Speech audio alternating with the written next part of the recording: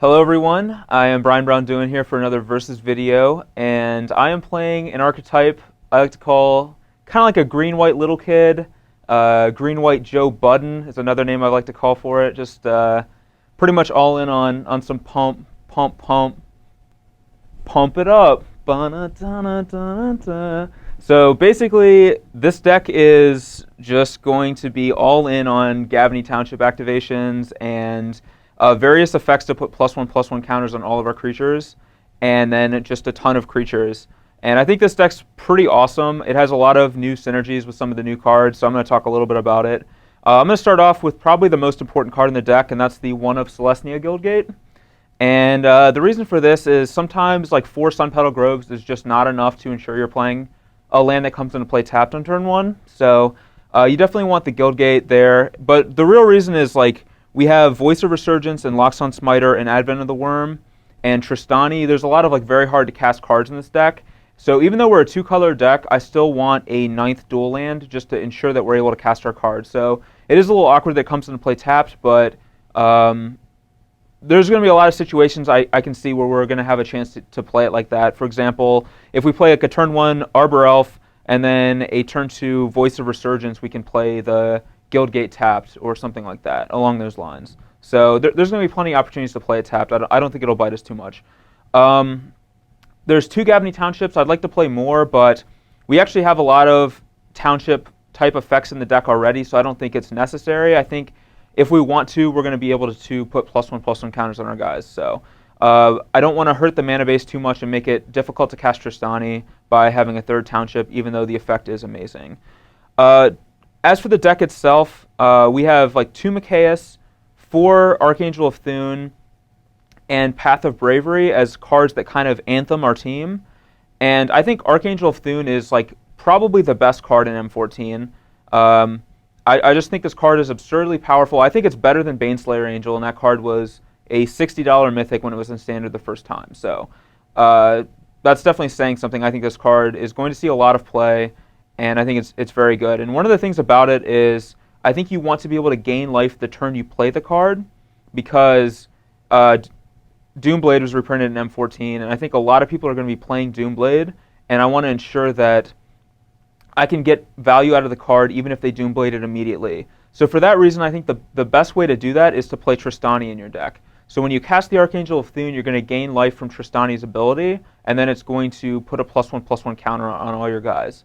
So that interaction I think is extremely powerful, and I'm pretty excited to see if it's actually as good as I think it is. Another way we have to gain life is Scavenging Ooze. Scavenging Ooze is a commander card that's seen actually a lot of legacy play, and it is now going to be a standard card, and I think it'll see a lot of standard play as well.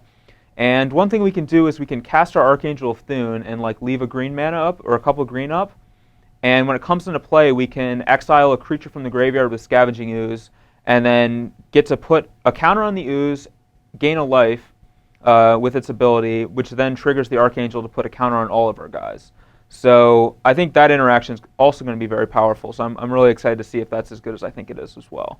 Beyond that, we just have a bunch of like the best green-white creatures. We have like Voice of Resurgence, Loxodon Smiter, and we have Advent of the Worm. And Advent is very good with Tristani as well, because if you can start populating 5/5s, you're gaining 5 life a turn and putting a 5/5 Trampler into play each turn, which is going to be very difficult for any deck to beat. Another important card of this deck is Mikaeus the Lunarch, and that's a card that really hasn't seen any play in a long time. It actually saw a lot of play last year with the Naya like Birthing Pod style decks, but kind of fell away from that after that point. But I actually think this card is going to be very good in this deck, and one of the reasons is that Mikaeus is extremely powerful if you have a way to put a +1/+1 counter on him each turn. Like with Archangel of Thune and Gavany Township, I think we're going to have a way to put those counters on him. And every time you put a counter on him, it lets him, tap to put a counter on the rest of your team. So he works very well in tandem with other +1/+1 counter effects. So I actually think that this is going to be an awesome home for him, and that he may have a chance to shine again before he rotates out in the fall. Other than that, we have one other new card from M14. It's Path of Bravery. I think this card is interesting. I'm not sure if it's good or not yet. But there's only one way to find out, and that's just to play it. And the way it works is every time you attack with creatures, you're going to gain life equal to the number of creatures you control. And then if you have over 20 life, 20 or more life, all your creatures get +1/+1. So I think it's going to be very good in this deck because it lets us, the turn we play an Archangel, we can attack with a few of our guys, gain some life, which puts a +1/+1 counter on all of our guys. So I think being able to gain life from that is pretty good with our team, and just having the ability to gain that kind of life in general is just going to be a pretty important effect against a lot of the aggressive decks. So I'm hoping that this card is going to be as good as I think it will be. But basically, that's essentially the main deck. I'm going to now talk about some of the sideboard choices I've made. All right, so 2 Ray of Revelation is the first card I have in the sideboard, and M14 has 2 more hexproof creatures that are both very powerful, and I think Bant Hexproof is going to make a huge resurgence and become a very powerful deck again. So I think it's going to be very important, at least in the first tournaments, to have Ray of Revelation if you're playing, like a white-green deck, or have some sort of enchantment hate, like Paraceline, anything, just to be able to deal with all those enchantments, because I think that's a deck you should be expecting to play against. So I definitely want to be prepared. I want to have 2 Ray of Revelations for that deck. I also have a Druid's Deliverance, and I think this card is pretty neat with cards like Advent of the Worm or the Elemental tokens from Voice of Resurgence. And I think against a lot of the aggressive decks, like having a fog effect like this is pretty awesome to shut down like a big turn where they're like maybe going all in on a Gore Clan Rampager or something like that, and you can prevent all their damage and get another creature out of the deal and just really turn the tide of the game. I don't want to have too many of these cards because like they don't really do anything on their own. You need to have a board presence first, but I think it's nice as a one-of effect. Oblivion Ring is just a catch-all. I think at the beginning of new formats where there's like always new cards, just important to have cards like this. It's like an answer to cards like Olivia that might otherwise be a huge problem for this deck. I think the control matchup is probably like the worst matchup for this deck because Supreme Verdict just kind of wrecks all of our guys, and we don't really have a lot to deal with that. So that's why I have 2 Rootborn Defenses and a full 4 Garruk Primal Hunters in the sideboard. I want to make sure that I have access to a ton of very powerful cards for the control matchup, because I think that would definitely be a tough one just based on the nature of our deck. Like, we want to swarm the board and they just want to play like a Supreme Verdict or a Terminus. So having access to Rootborn Defenses and Garruk, I think will swing that matchup in our favor in the post-board games. A 3rd Tristani, I think this is the best card in the deck against like aggressive decks, and it's actually pretty good against a lot of the mid-range decks too.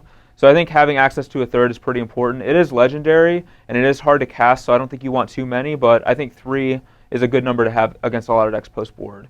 Unflinching Courage is a kind of card that I don't think is very good in a lot of the decks that play it, but I think it's a card you definitely want access to in a deck that's playing cards like Advent of the Worm or Lockdown Smiter. Anytime your creatures are naturally huge, having Unflinching Courage just can turn any of the aggressive decks around in your favor just by providing you with like a huge clock that's going to kill them quickly and gaining you enough life to keep you out of range in the meantime. And then the last Fiend Hunter is just another nod to aggressive decks, just having another early answer to their creatures. And a lot of those decks are playing cards like Madcap Skills and stuff, making it difficult for like Lockdown Smiters to block them. So having an actual way to remove their creatures rather than just relying on blocking is pretty important. But this is the sideboard for the green-white little kid deck, and I will be battling against CVM and hopefully smashing him with Tristani and Archangels and big old fat green creatures. So stay tuned.